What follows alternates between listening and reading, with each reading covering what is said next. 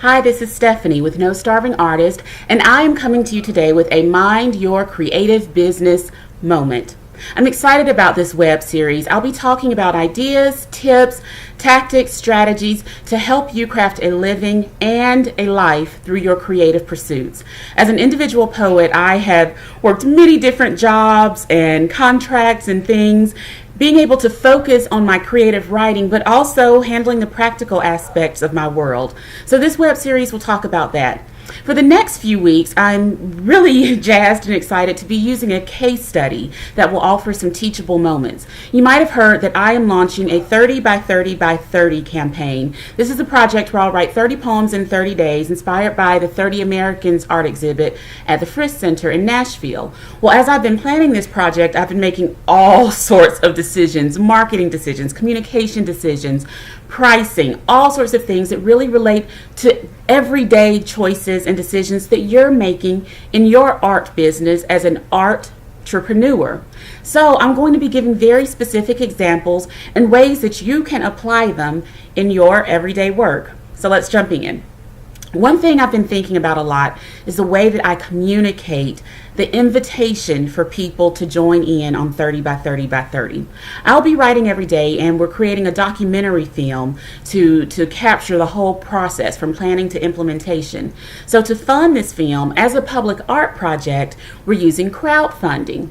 We're doing an Indiegogo campaign, similar to Kickstarter or GoFundMe, and I'll definitely look forward to talking with you more about crowdfunding in general and ways to figure out what works best for you.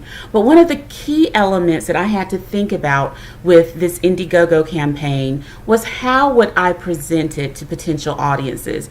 If you know me, you know that asking for money has been a sticky kind of area of my life. It feels awkward at times, but the reality is there's no way that I can do the important creative work that I do without funding.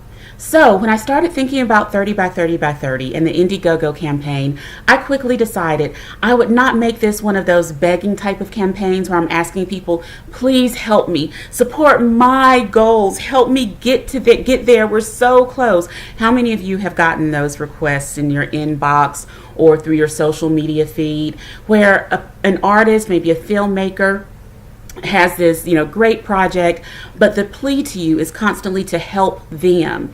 They're asking you to push them along in their goal. Well, the flaw I see in that is that if you're building an audience long term, if this isn't just a one-time get them and get out kind of thing, you want your audience to understand that you know them, you know what's important to them, and you're actually inviting them to fulfill one of their needs. Okay, this is not marketing hollypock, I promise you. So let's compare two different messages. Let's say you're a performer and you're selling tickets to an upcoming show. Should your message be, please buy this ticket, we just bought this brand new building and we really need to fill the seats? Okay, option one, and I will say I've actually heard that plea before. Option two, I invite you to join us for this dynamic performance of XYZ. It will take you to the farthest reaches of your imagination and remind you of what it feels like to be open and free and creative. Okay, do you want option one or option two? Hopefully you're thinking option two, right? Because it actually connects with the audience. It tells them what they're going to get out of the experience, and it shows value. The way that we communicate with our potential clients, collectors, attendees, investors, the way that we communicate with all of these people sets us up for the relationship we want to have with them. It also teaches them how to value art and art's experiences. Are we teaching them that art is something that will take from them, constantly draw away from them, require them to give to someone else? Or are we teaching them that art adds to their lives, fulfills some of their needs and desires, and creates a better space for them in this world? If we're looking at the latter, we're looking at building a long-time relationship and audience. We're looking at building long-time arts collectors and lovers. And that's the long-term goal that we really want to work towards.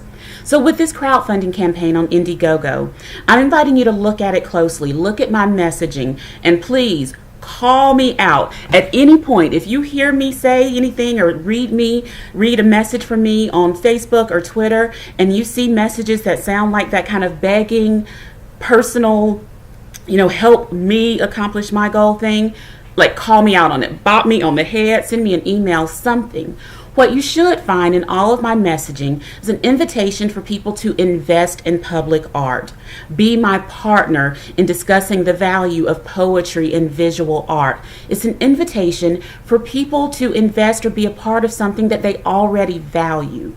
And the other thing that's really important to this about me is, the fact is, yes, I have some strong personal relationships. Hopefully, over the years, I've built a reputation of someone who does, interesting, creative things of value.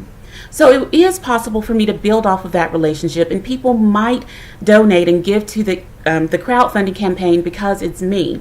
But let's imagine that that's my main message, and somehow I kind of twist arms and get people to donate, and I reach my ultimate goal.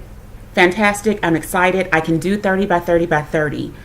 But then it's as if people have done me personally a favor, and I now have 100, maybe 200 contributors who I feel like I owe something to. How could I possibly create under that amount of pressure? It's not healthy, it's not really fair, and it's not even true.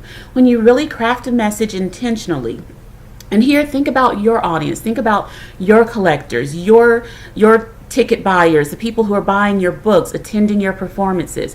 When you communicate a message to them that helps them see the value of your work, they feel like they've gotten something and they've given something, just as you have. That's an even, healthy business, creative relationship.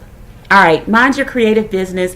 I look forward to talking with you more about ideas and tips and tactics and strategies for really crafting a living and a life. I look forward to using the 30 by 30 by 30 campaign as a case study, and I invite you to take care of yourself as an artist and help others value the work you do. Have a great day.